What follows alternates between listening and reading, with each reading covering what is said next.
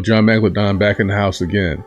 Alright, we're going through NFL videos, so now I had to bring it back home. You know, y'all see what it is. So let's get it. The Forgotten NFL Dynasty that quietly crushed everyone is the title. And there's also a Darryl Green video, the 40-year-old who could chase down anyone in the NFL. So, you know, I had to finish with the home base. Let's get it. When you think of NFL dynasties, names like the 49ers, the Steelers, and Patriots usually come to mind. But there's one team from the 80s that's often overlooked. With stats like this, why don't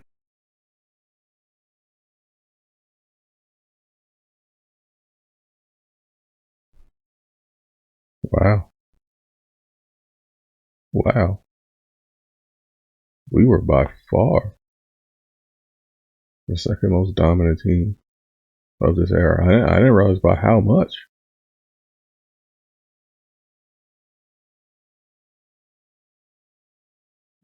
That's impressive. The Giants also have 2 Super Bowls during this time period, but they must have had some really bad seasons. Also, they weren't consistently just good. they get the recognition they deserve. This is the story of the Washington Redskins dynasty. What are you saying, guys? It's Zane here. Let's get into the video. The Redskins weren't just good, they were dominant. From 1982 to 1991, the Redskins appeared in 4 Super Bowls and won 3, each with a different quarterback. They made the playoffs 7 of these 10 years. Even their crowning glory, the 1991 season. 10-win season and didn't make the playoffs. That's impressive. See, he skipped over that. Here, we had a 10-win season. And is that another one? Do we have 2?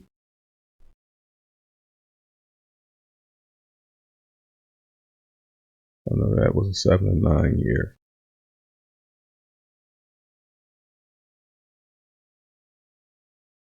Maybe this was a 9-win. But I know one of these seasons was definitely a 10-win season. We didn't make the playoffs. Courtesy of my man Kevin Sheen.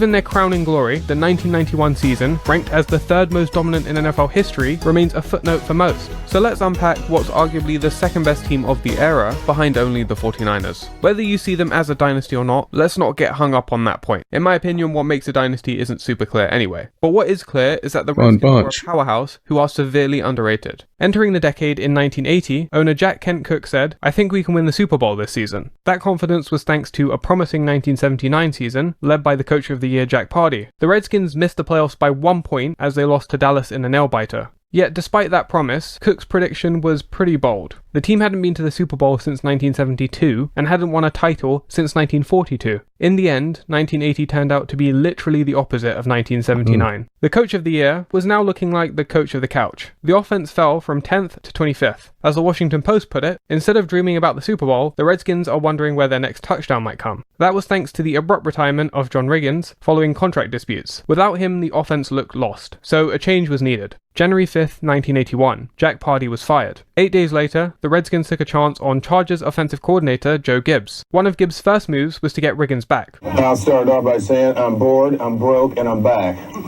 Unfortunately, he wasn't enough to prevent an 0-5 start. Gibbs was part of the prolific Air Coryell offense in San Diego, but it wasn't working in Washington, so Gibbs adapted, and therein lies the brilliance of Joe Gibbs. He wasn't married to a particular system. He knew how to change the offense to utilize the strengths of the team. He had just convinced Riggins to come out of retirement, so why not use him some more? Riggins would go on to rush for more yards in his 30s than in his 20s. With some adjustments, the team managed to turn it around, winning 8 of the last 11 games. The 5,600 yards of total offense was the highest ever for a Redskins team. The times, they are changing. Courtesy of Doc Walker. Turbulent though. In week 1 facing the Eagles, the Redskins limped into the 4th quarter, down 27-14. But 17 unanswered points made this a game. One of the eventual stars of the season, kicker Mark Mosley, booted a 48-yard field goal to send it to overtime, where he proceeded to kick the game winner. The following week, John Riggins rushed for 136 yards as the Redskins cruised to a 2-0 record. But then, the players went on strike, which put the season on hold from September 21st to November 17th, 1982. Despite that disruption, it had little effect on the team. Quarterback Joe Theismann got a Pro Bowl nod and threw for over 2,000 yards. Charlie Brown led the team with 8 touchdowns, which was second in the NFL, and Art Monk amassed 447 yards. Nothing special, but he would emerge as a Hall of Fame piece as the years went on. On the ground, John Riggins improved from 47 yards per game to 69 yards per game, in large part thanks to his offensive line, nicknamed the Hogs.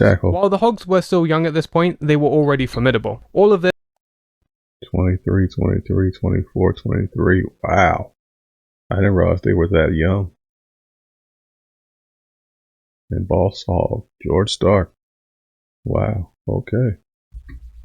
This helped the Redskins finish off the remainder of their games 6-1. But the strangest thing to happen this season wasn't the strike. Kicker Mark Mosley, who made a record 23 consecutive field goals, became the first and likely only kicker ever to win MVP. While the offense would get their credit as the years went on, be that the Hogs, Diesel, the Posse, the defense that ranked number 1 that season should not be forgotten. The Redskins flew by the Lions and the Vikings in the playoffs, but they'd faced their toughest opponent in the NFC Championship. Didn't know defense was number 1 that year. The defense performed when the lights were brightest. During the first half, Cowboys starting quarterback Danny White was knocked out the game, but backup Gary Hogaboom had a respectable performance. With 7 minutes remaining in the fourth, the Cowboys were down 24-17 at their 20. Hogaboom's pass was tipped, intercepted, and returned for a touchdown. That was the game. The Redskins were heading to a Super Bowl to face the Dolphins, who they had played in their last Super Bowl appearance 10 years prior. But this wasn't the 1972 undefeated Dolphins. Now, neither quarterback was particularly impressive this game, but Dolphins quarterback David Woodley was really harassed by the Redskins defense. He completed just 4 of 17 passes for 97 yards before being pulled late in the game. After scoring 17 in the first half, the Dolphins offense was shut out. 0 completions and just 2 first downs in the second half. Even though Theismann's numbers weren't overly impressive either, he did make one huge play that often gets overlooked. In the third quarter, the Redskins trailed 17-13. Theismann rolls out to his left, but his pass is tipped. He managed to swat the ball, breaking up an interception that would have put the score at 24-13. The play was game-saving. But the Redskins' not-so-secret weapon was John Riggins, who would rush for 610 yards in 4 playoff games, an NFL record that still stands. The pivotal play came on Miami's 43. The Redskins are going for it, and everybody knows there's only one man getting the ball. Cornerback Don McNeil is there to try and tackle Riggins. He gives his best effort, but Riggins just sheds him off and goes all the way. Another touchdown, this time Theismann connecting with Charlie Brown on 3rd and goal, gave the Redskins their first Super Bowl. Despite the win, many were skeptical of the Redskins, seeing it as a fluke rather than earned. Well, the Redskins were about to show how fluky that season was. Joe Theismann won MVP as the Redskins set an NFL scoring record of 541 points, which stood for over a decade. Going 14-2, both losses ended in a single point. On the ground, the Diesel rushed for an NFL record 24 touchdowns. Despite the defense ranking just 11th overall, thanks to their group of trusty veterans, plus the additions of rookie Darrell Green and Charles Mann, the defense made history with a record-shattering plus 43 turnover differential. But I don't know, there's something about these all-time great offenses. Heading into the playoffs, the Rams proved an unworthy opponent. That seemed to be the case against the 49ers too, as the Redskins entered the fourth up 21-0. Of course, that's not a sufficient lead when you're facing Joe Montana. He tied it up with 7 minutes left. But the Redskins marched down the field, taking the clock down with them. They managed to set up a 25-yard field goal with 44 seconds left. The problem was, Mr. Reliable Mark Mosley had not been so reliable as of late. He had already missed 4 field goals that day. He would make this one though, and there wasn't enough time for the 49ers. Yet when it came to the Super Bowl, they were embarrassed by the Raiders. They lost 38-9. All those records for nothing. I really think if they won back-to-back Super Bowls, especially with that offense in 1983, they would have been remembered as one of the greatest teams ever. It's hard to come close to a season. We would have been remembered as, flat-out Dynasty if we had won them back-to-back Super Bowls. Like he said, with that offense and all the records we set that year. But we didn't, so. And I still don't like Marcus Allen to this day. That they just put up. So the offense did take a step back the next season, but they still rank 3rd, with Theismann throwing almost 3,400 yards and Riggins bulldozing his way to another 1,000-yard season. They would end up reaching the divisional round, but they got bounced by the Chicago Bears, a team on the rise. 1985 would be a transition year for the team, as several key players had their final dance. Riggins, now 36, had clearly left it all on the field as he rushed for just 677 yards. It would get even harder when Joe Theismann infamously broke his leg, ending his career. That left the number 1 offense loss just 2 years prior, sinking to 20th. But they have Joe Gibbs, the master of adaptation. Backup Jay Schrader would take over and won 4 of the remaining 5 games, but the Redskins would miss the playoffs. Jay Schrader was the starter entering 1986 and became the first 4,000-yard passer in Redskins history. That helped the offense rise from 20th to 9th, with 2 receivers breaking the 1,000-yard mark. The defense also finished 9th. Dexter Manley led the way with 18.5 sacks, and Charles Mann had 10. That helped them to a 12-4 record, sending them to the wildcard round against the Rams. Thanks to the defense forcing 6 turnovers, the Redskins had no problem winning this game. The real challenge came the following week. Washington were 7-point underdogs against the Bears. The Bears actually allowed less points per game this season than their historic 1985 team, but the Redskins' top 5 offense was on full display against the defending Super Bowl champions. Wow. Despite having no problem against the Bears, they couldn't get a single point against the Giants the following week. Still, after a couple uneventful years, it seemed the team... No, I have to honestly admit the one team that I was intimidated of was the Giants during this time period. Because, I mean, when I break it down now, you know, logically and schematically, I'm a defense guy. And to me, great defense beats great offense. And the Giants had great defense against our great offense. But as a kid, I didn't fully understand that. I mean, obviously, I understood Lawrence Taylor. But I didn't understand the bigger picture. And the Joe Morris, man, Joe Morris was a problem for us.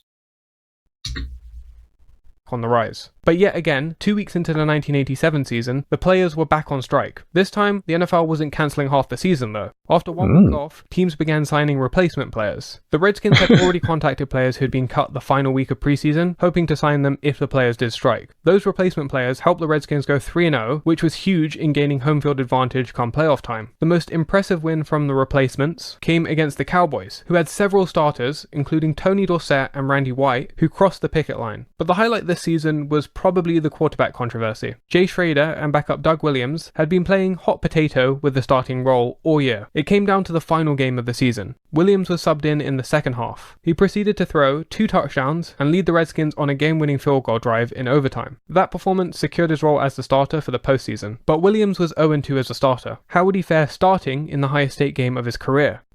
Yeah, fine. The best play of the game actually came on a kick return, as Darrell Green took 50 yards while injuring his rib on the play. On to Minnesota. Williams didn't have a great game. He went 9 of 26 for 119 yards. However, the biggest play came when Minnesota went for it on 4th and 4 in the red zone. With Gibbs on his knees, all he could do was pray. Here's the call on 4th down and 4. Wade Wilson. Get it, Darrell. Throws under coverage. Full back loose. Dale Nelson had it knocked loose in the goal line, and the Redskins take over. Super Bowl 22 was historic for a number of reasons. The Redskins offense put up 35 points in the second quarter, running back Timmy Smith set a Super Bowl record of 204 rushing yards, and Ricky Sanders set a receiving record with 193 yards. The defense held John Elway to a 36% completion percentage, 1 touchdown and 3 interceptions. All of that led to a whooping of the Broncos, as the Redskins hoisted their second Lombardi trophy in 5 years. 1988 would be their first and only losing season under Joe Gibbs. The Redskins were in search of their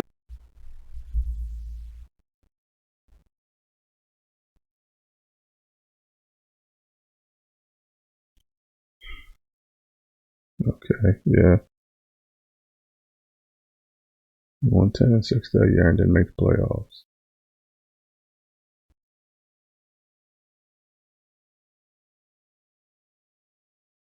I'm not sure what 89 was there. and only losing season under Joe Gibbs. The Redskins were in search of their next quarterback because Doug Williams was struggling. They would eventually find their starter in Mark Rippon. The following season, in 1989, he threw for over 3,700 yards and made the Pro Bowl. But those 2 years, 1988 and 1989, the Redskins didn't make the playoffs. It would be the first and only time in Joe Gibbs' career that he missed the postseason in consecutive years. Fast forward to 1990 and the Redskins were back in the playoffs. Although they lost to the 49ers in the divisional round, they were on the rise again. To To once again emphasize how good the Redskins were during this period, they only missed the playoffs 3 times, had 1 losing record, and won 10-plus games every other year. Entering 1991, Twice. Mark Rippon was the undisputed starter. The Redskins returned to their peak form, finishing 14-2. Joe Gibbs had saved his best for last. the The Athletic ranked this team as the 3rd most dominant of the last 50 years. And this team has the best DVOA of all time. Rippon shined with the deep ball, but nobody benefited more than Gary Clark, who caught 10 touchdowns for an average of 45 yards per touchdown. Rippon also had plenty of time to cock back his arm, given the Hogs gave up 9 sacks all season. That's 7th best all time. And the defense held opponents to 14 points a game.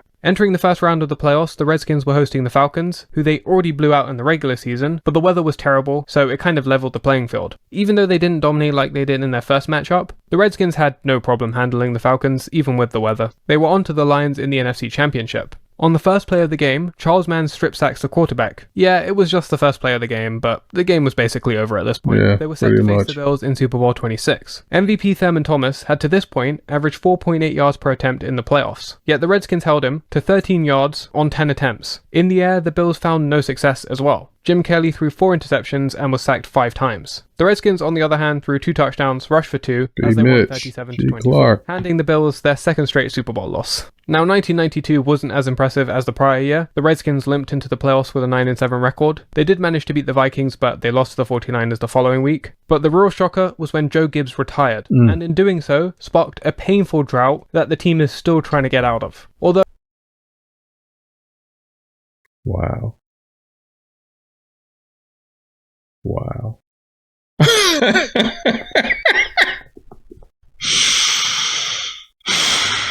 I gotta laugh not to be mad. Now this is when I joined the boys.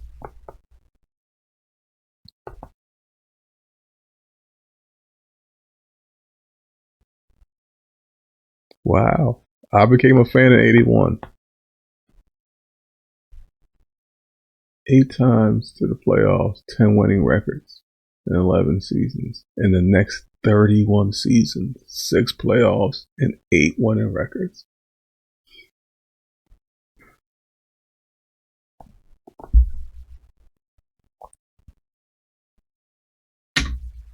So, they're looking better now with that new rookie quarterback.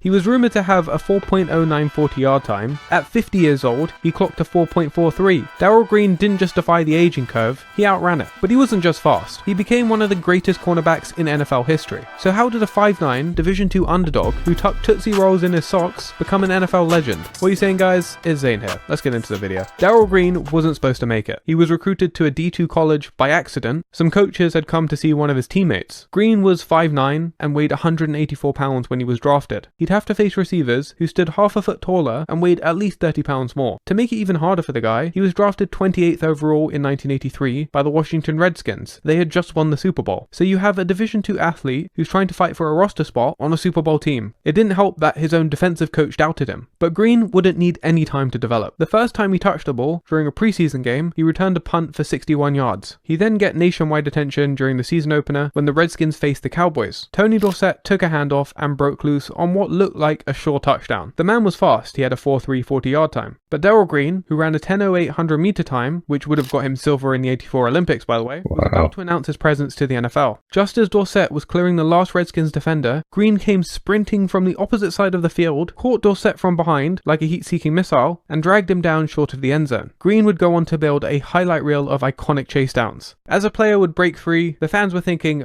he's off, no one's going to catch him. But seconds later, they'd be yelling, where did he come from? How the heck did Green just catch up with him? Green reportedly ran a 4.09 40-yard dash during a 1986 training camp. That would be the fastest in NFL history. Now, whether that time is actually accurate or not isn't too important. What's clear is that in his prime, he was as fast as anyone to ever play in the NFL. But this speed wasn't just good genetics. That's video game speed. A pre-game Tootsie Roll and one tucked into his sock in case he needed an extra boost during game time. After breaking out his first game, he kept soaring. He established himself as one of the league's best corners and maintained that for 20 years. He entered the league as the fastest man, and almost 20 years later, he'd retire at the age of 42 and still be the fastest man. The guy ran a 4.4 at 50, but the NFL has seen many fast players. Speed alone doesn't make you a Hall of Famer. Not the at all. so-called ageless wonder displayed longevity and consistency like very few in NFL history. He'd retire with the most games played by a defender, and he set the record for most seasons with an interception, having at least one every year from 1983 till 2001. While most players start to decline in their mid-30s, Green continued to be one of the top defenders into his 40s, recording his final interception at 41, which made him the oldest player to ever intercept a pass. As an ESPN article put it, he's so old he covered 2 different Cowboy 88s, Drew Pearson and Mike Worthen. As Green got older, the Redskins would draft a lot of cornerbacks, as they were expecting him to slowly decline. Father time comes for us all, but Green fought it off longer than most. In 1997, at the ripe old age of 37, he showed the Redskins they didn't need to worry about replacing him just yet. In a Week 17 matchup against the Eagles, he intercepted a pass at the Redskins' 17-yard line. Then he proceeded to return it for an 83-yard pick six. That was the longest return of his career. Age couldn't slow him down, and neither could injuries. During a divisional playoff matchup against the Bears, he returned a punt for a 52-yard game-winning touchdown. But on the return, he suffered a rib injury. Despite being in intense pain, he clutched his side and just kept running. I think that play encapsulates his career so well. It showcases his speed, his agility, his vision, and mental toughness. We needed it. At his height and size, he was told he was too small, that he couldn't play corner. To filter out all that doubt requires a certain level of mental toughness. Despite standing at 5'9", Green was excellent at disrupting receivers at the line of scrimmage. Jerry Rice cites him and Deion Sanders as the best defensive backs to guard him, saying he was very physical at the line of scrimmage. What's even more impressive, at his size, was that he wasn't getting manhandled by people bigger than him. Here's Green body slamming Rice, who had half a foot and 20 pounds on him. But this might be the highest compliment. All other receivers measured their talent based on how well they played against Green. As Michael Irvin would say, he was the man by which we all measured ourselves. If you could have a great game against Darryl Green, it meant you were there. He had the reflexes, footwork, and acceleration to mirror receivers step for step. That made his coverage very tight, and quarterbacks learned to just avoid him when they could. But when they did choose to throw his way, they paid dearly. His football instincts were showcased in the 1987 NFC Championship game. It was late in the fourth quarter. The Redskins had a 17-10 lead against the Vikings. It was 4th down at the goal line. Quarterback Wade Wilson snaps the ball and is looking for Darren Nelson. Green sees this, he breaks free of his man and sprints towards Nelson, making contact with him just as the ball reaches him. That jarred the ball loose and prevented the completion, forcing a turnover on downs. Again, that would be the game-winning play. The Redskins won that game and then carried the momentum to a Super Bowl victory over the Broncos. Green had a nose for the ball. He had 3 seasons. I figured they would show that. That's why I watched the other video first. Record 54. Although he decided to hang it up in 2002, he showed he still had it in his final game. On this play, Champ Bailey fields the punt, then hands it off to Green on a reverse. In that moment, it feels like we're teleported back to 1983 on Green's first play, a 61-yard punt return. He sprints up the sideline, but he gets pushed out at the 45-yard line. He didn't score, but he left the game as one of the greatest cornerbacks ever and still the fastest. When we talk about Darryl Green's career, the first thing that gets mentioned is his legendary speed, and rightly so. Boy was he fast. But what makes him an all-time great cornerback is everything else. The elite coverage, the instincts, the tackling, and his insane durability.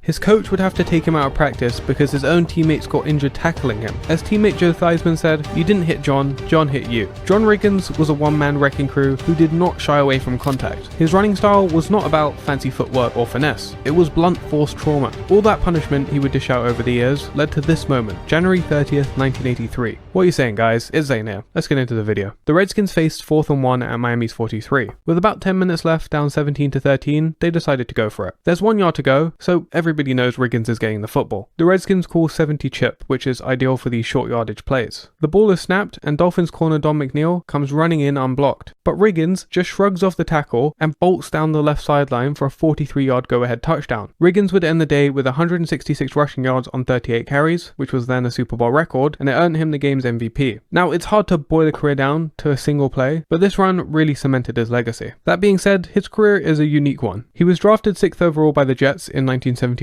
and his impact was felt immediately. He led the Jets in both rushing yards and receiving, the first player to do so in franchise history. The following season, even though he missed 2 games, he rushed for 944 yards, which is 4 yards shy of the franchise record. He succeeded in 1975 when he became the first Jets player to rush for over 1,000 yards. But stats aren't what stand out about Riggins' career. It was his punishing style. On a routine play that only resulted in a 2-yard gain, a coach of his watched and said it was the most amazing play he ever saw. Riggins would receive a screen pass and then stiff-armed a 240-pound linebacker while a 260-pound tackle hung onto his back. He dragged both of them forward for a tough 2-yard gain. But even though he was enjoying individual success, statistically or on runs like this, the Jets were bad. After 5 years, he was tired of it, so he decided to play out his option in 1975 so he could sign elsewhere the following season. That came at the perfect time, because the courts had overturned a rule that required a team to receive compensation if a free agent signed with another team. That meant there was free agency that is equivalent to today's standards, but it would only last for the 1976 season. Riggins would use that moment to sign a 5-year, $1.5 million contract with the Redskins, but it wasn't the match he was hoping for. Head coach George Allen was conservative, a defensive-minded man, and when they did run, the system was halfback orientated, so Riggins was just used as a blocking back. He amassed just 775 yards total in his first 2 seasons. Now Riggins wasn't a flashy runner, he was a workhorse back. Wow.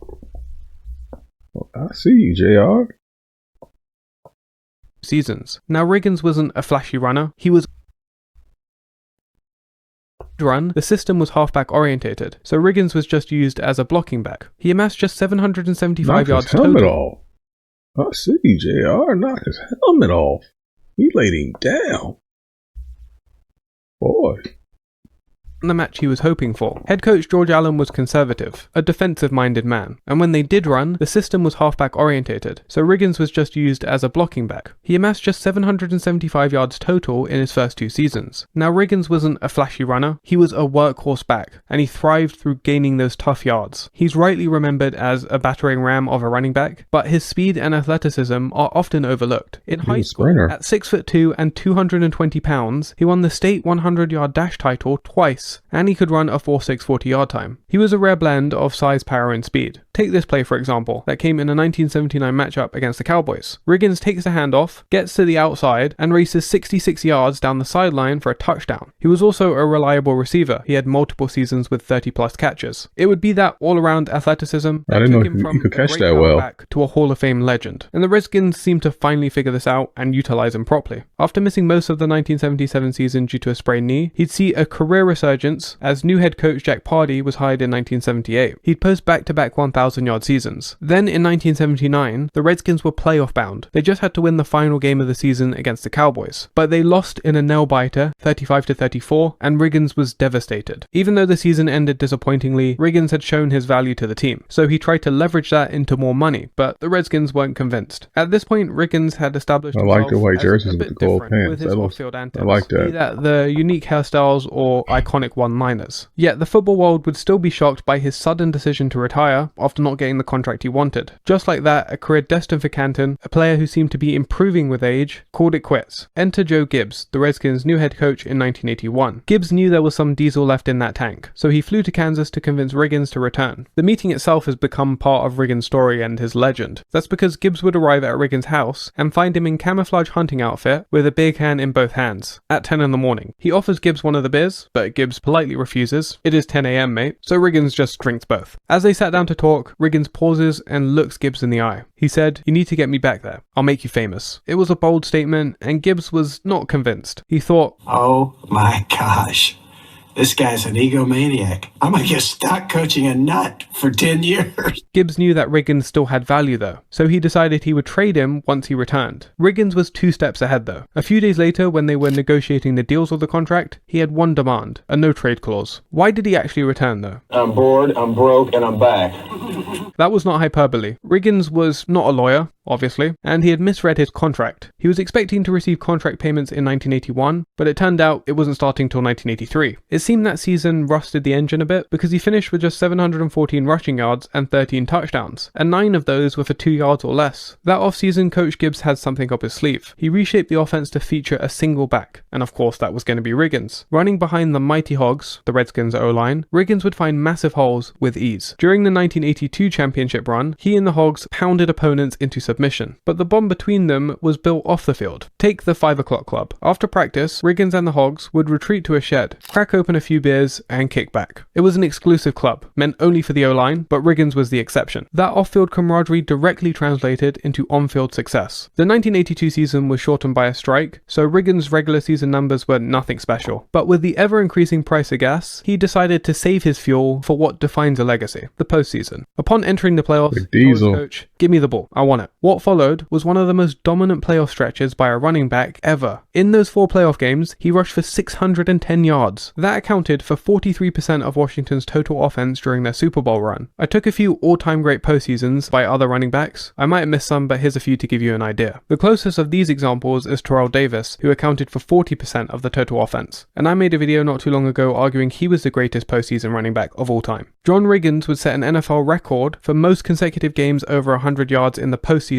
with 4 that year. And then the following postseason in 1983, he extended that record to 6 games. When a player is so dominant, the opposing team builds a scheme to try and stop them, as they're trying to force a team to beat them another way. But there was no scheme that stopped Riggins. Against the #1 defense in their Super Bowl win against the Dolphins, the Redskins just kept feeding Riggins the ball. It was old school smash mouth football. 4 yards here, 7 yards there, 2 yards here. Then, as we saw earlier in the video, he broke loose on 4th and 1 for a 43-yard touchdown that propelled the Redskins to a 27-17 Super Bowl victory. His career is really defined by high volume, powerful running. After that Super Bowl win, Riggins was hooked. He wanted more. In 1983, at 34 years old, Riggins turned it into his finest season. Over 1,300 yards and a league-leading 24 touchdowns, which was then an NFL record, which stood for over 10 years. To show how good he was in those final few years, I took the penultimate season of some of the other great running backs in NFL history. But bear in mind, not all of these guys were power backs. The Redskins would ride John Riggins all the way back to another Super Bowl. Despite another impressive postseason, in the Super Bowl, the Raiders had an answer, as he rushed for just 64 yards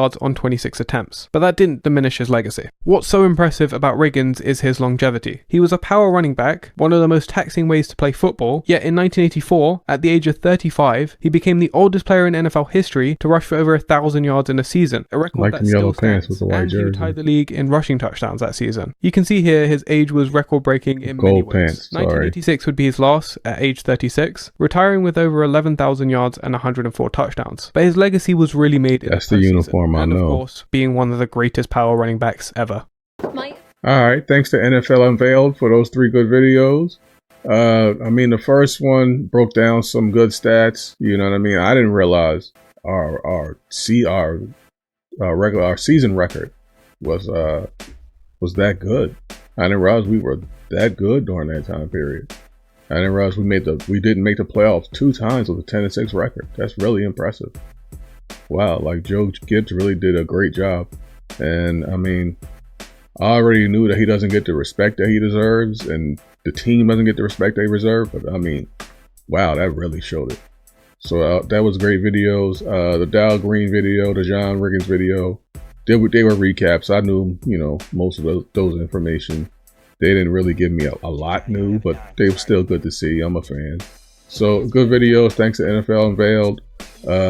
Like, comment, subscribe. Looking forward to the new season. Let's go, Jaden. You know what I mean? At this point, I feel like if we can stay healthy, sky's the limit. You know what I mean? That's the only thing that can stop us is health. Let's get it, y'all. John McLeod. Peace.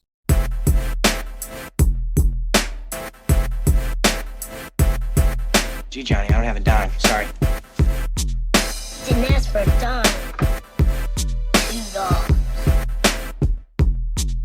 Didn't ask for a dime. Bro, brother, bro ham? Didn't ask for a dime.